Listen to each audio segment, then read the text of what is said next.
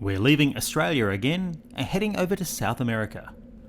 Over the next 3 episodes, we're going to be visiting what's known as the greatest birding country in the world, Colombia.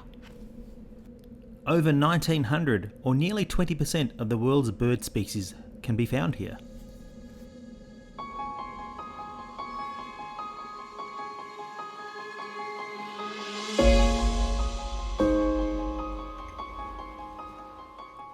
In this episode, we're going to be visiting the city of Medellin.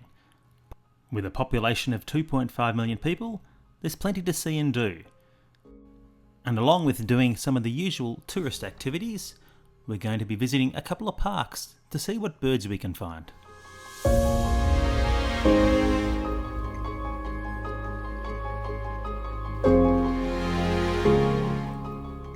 A trip to Medellin wouldn't be complete without a visit to Comuna 13. Formerly one of Medellin's most dangerous neighbourhoods, it has undergone an urban renewal project and is now full of tourist-friendly street stalls and some amazing street art.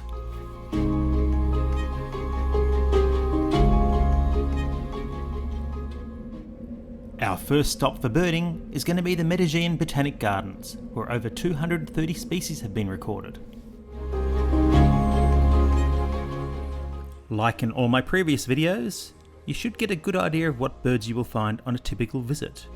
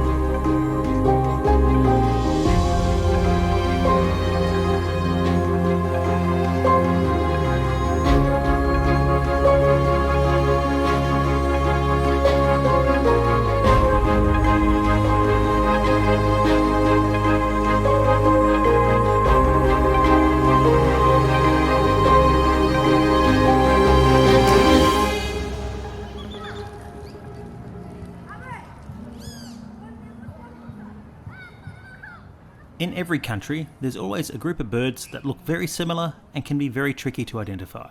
For me, it was these flycatchers.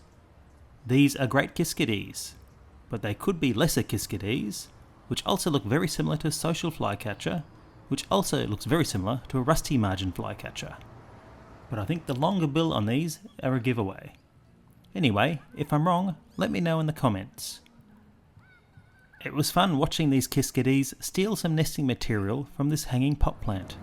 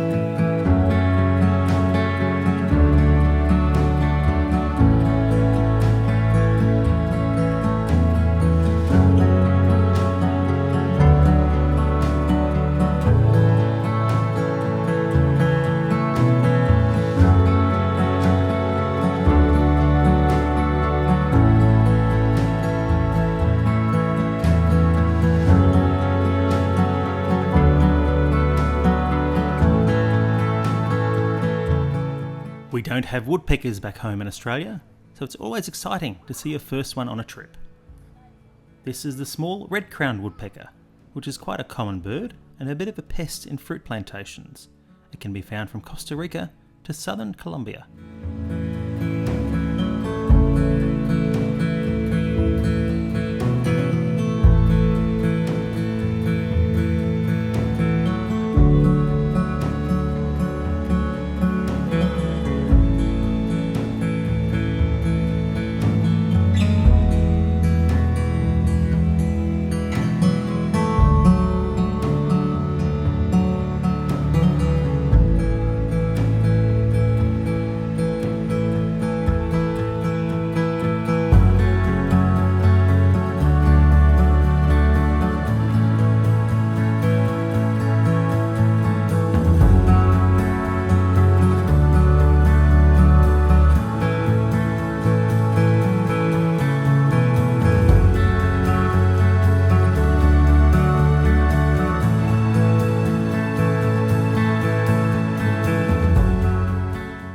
One species I was keen to find was the greater Annie.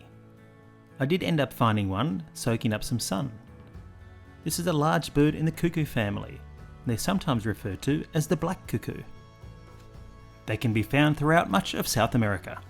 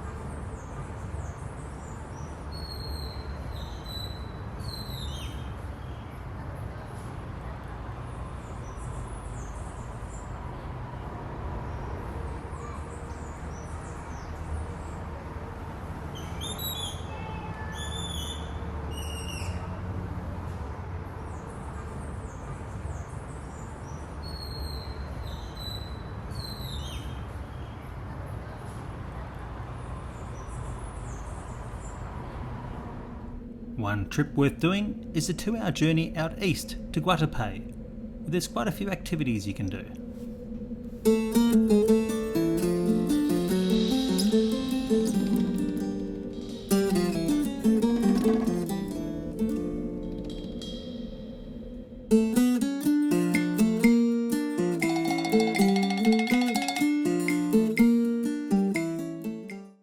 First stop is the Rock of Guatapé, a 200-metre tall rock that has 708 steps. And when you get to the top, it has incredible views.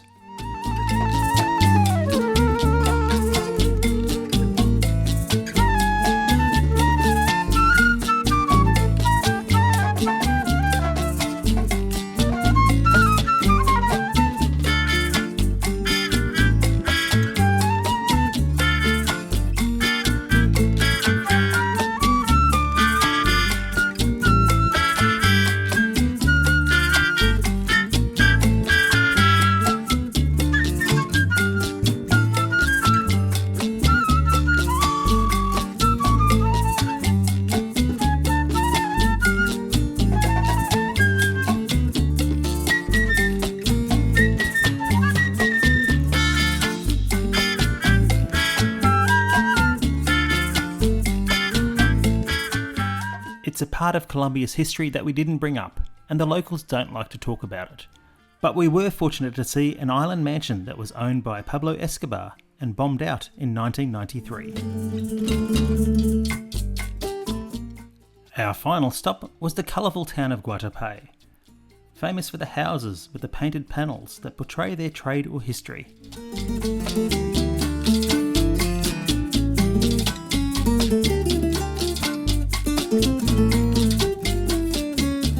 Food is always a highlight of any overseas trip, and Colombia was no exception.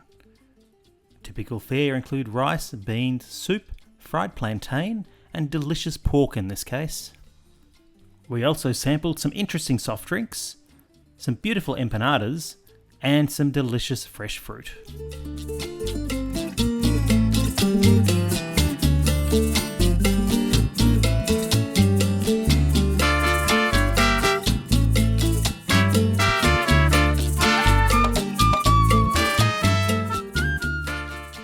Back in Medellin, we were staying at the Click Clack Hotel in a very safe part of town. And only 5 minutes from our hotel was President Park, which I was keen to check out for some urban birds.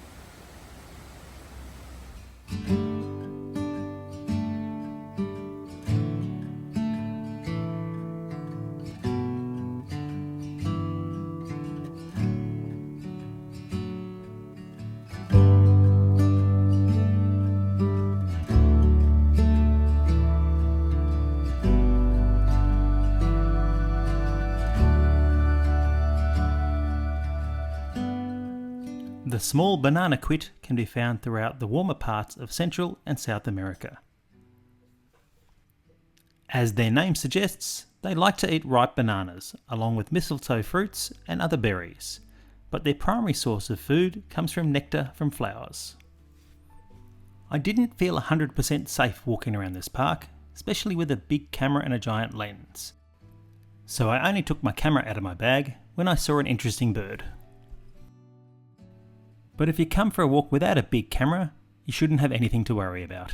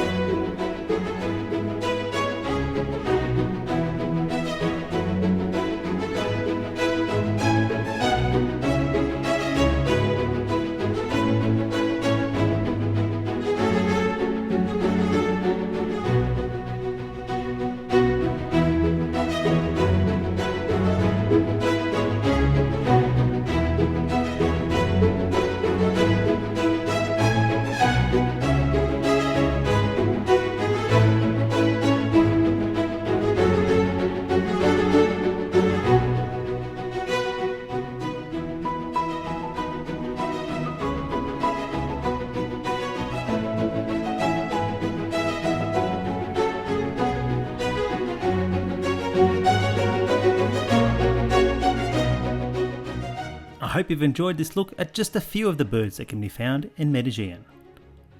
On our next episode, we're heading 3 hours south to the gorgeous little town of Jardin, where we're going to look at some motmots, some toucans, some antpitters, and most excitedly, some cock of the rocks. Thanks for watching, and see you in the next episode.